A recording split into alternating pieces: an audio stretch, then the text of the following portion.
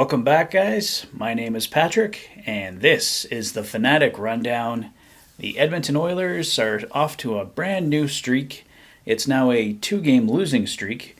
They fall 4-1 to the Chicago Blackhawks tonight, a team they absolutely had to beat, and they were beaten basically from the puck drop tonight. In a surprise move, Mike Smith got the start tonight. We all pretty much expected Stuart Skinner. I thought it was kind of a foregone conclusion that Skinner was going to get the start tonight. But apparently Mike Smith went to Dave Tippett, asked to get the start tonight. He wants to get playing, get into the motions. Obviously, he's been sitting for a really long time, only getting into practices. Kind of makes sense that, obviously that Smith wants to get going. But first two shots of the game tonight go in. Chicago's up 2-0. Turns out the second shot that went in is the winning goal tonight. But credit to Mike Smith. After those first two shots went in, he actually played a pretty strong game the rest of the way. He did end up giving up two more, but like I said, this game was over after the second one went in. That was your winning goal tonight. So the Oilers badly outshot the Blackhawks tonight. I think it ended 40-28, something in that range. But Marc-Andre Fleury was absolutely spectacular tonight. Huge save after huge save. Right from the start of the season, Marc-Andre Fleury's been my number one target for the Oilers to go after. Obviously, I don't think that's going to happen. The Oilers really aren't in a position now to be going after Fleury, and it might have been a long shot to begin with. We don't even know for sure if Fleury's going to move at the deadline. Hearing a lot of talk. Bob Stauffer keeps bringing up Colorado as a possible destination for him. So we'll see what happens there. But like I said, just Fleury's exactly the kind of goalie I think the Oilers needed to go after and should go after. But like I said, I don't think it's going to happen. Fleury was sensational tonight. He's my player of the game tonight. He was definitely the difference. He made all the key saves when the Blackhawks needed it. The Oilers got some big saves from Mike Smith. He definitely kept him in it. It could have easily been 4, 5, 6-0 for the Chicago Blackhawks after the first period. The Oilers didn't really wake up until the second. Had a really strong second period. I believe they outshot Chicago like 20-6 in the second period. But Fleury stood on his head, only gave up one goal. Chicago was still up 2-1 heading into the third. And in the third, they scored two more to put the game away. And they pick up the big 4-1 victory. So the Oilers have now been outscored 8-1 in the last two games. Completely unacceptable. Fleury really stood out tonight. I don't think the Oilers challenged Laurent Brossoit enough last night against Vegas. A lot of it's really just the same story from last night, guys. Costly turnovers.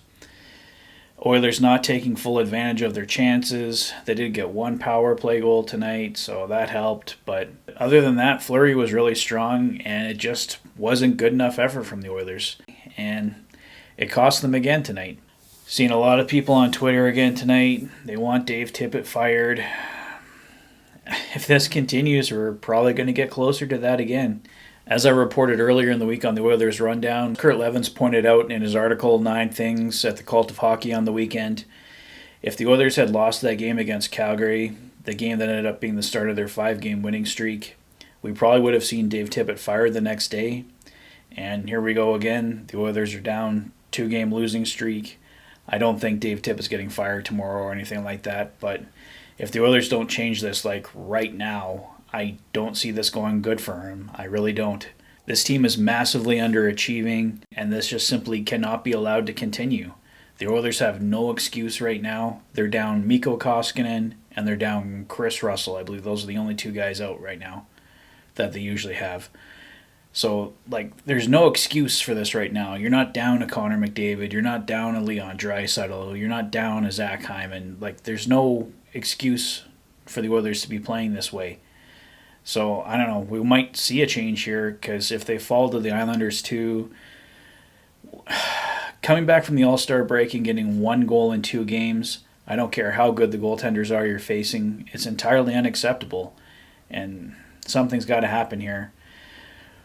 I don't know how many times I've said this over the past month or so, but I keep repeating myself, and I'm certainly not the only one that's saying it. It's all over Twitter. I'm sure it's in other Oilers fans' videos and articles and I don't know, guys. Like, something's got to happen here.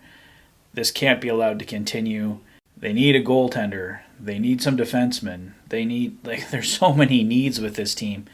I bring up goaltender a lot, and people rebuttal, like, yeah, well, they need defense too. Like, admittedly, I focus on goaltending a lot, but I know goaltending is certainly not the Oilers' only problem. There is so many holes to fix on this team, and I really didn't think we'd be saying that this year, but here we are. And speaking of Dave Tippett, blend in again, brand new lineup tonight. Really, I think that's one of Tippett's biggest problems, and I know I'm not the only one to point that out either. Like, put some lines together and let them stay together for a few games. You're not letting anybody build up any chemistry. When things go wrong, they're still defaulting McDavid, Draisaitl. This team has more depth now, but you got to be able to use it properly, and they're not using it properly. They're not letting anybody build up any chemistry, and I don't know, it's just so incredibly frustrating to watch. There doesn't seem to be any middle ground with this team. Either they're winning, everything's great, or it's all down in the shitter. Like, they can't ever have like some strong efforts where, yeah, okay, they lost the game, but it was hard fought. They lost 3-2. No, they either got to win 4-1 or lose 4-1. So this team's got to find a way to get to that middle ground, grind out some more wins there. Yes, you're still going to lose some of those games, but for my play of the game tonight, probably give it to Chicago just for scoring on their first shot of the game, second shot as well. Gets the Oilers off their game, gets Mike Smith off his game, so. Should mention Duncan Keith too. Very scary situation. Looked like he was knocked out completely on the ice after going into the boards really heavily.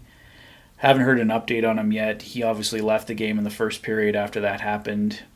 I'm sure Dave Tippett's going to give us an update here following the game. Obviously, I haven't seen his post-game availability, so hopefully Keith's okay. I imagine he's going to miss some time at least. That looked pretty rough, so best wishes to Keith on a speedy recovery, and hope he's doing okay. That's it for me for tonight, guys. Need a little break from Oilers, so let me know your thoughts on the game in the comment section below. If this is your first visit to the channel and you like what you see, please consider liking and subscribing for all the latest Oilers content. You've been watching the Oilers Fanatic. Thanks for being a fan. Enjoy the rest of your night, guys. Take care. I'll see you tomorrow with a new edition of Edmonton Oilers Trade Deadline Primer. I will be releasing the goalie edition of that series, so you can look forward to that. Take care, guys. Have a great night.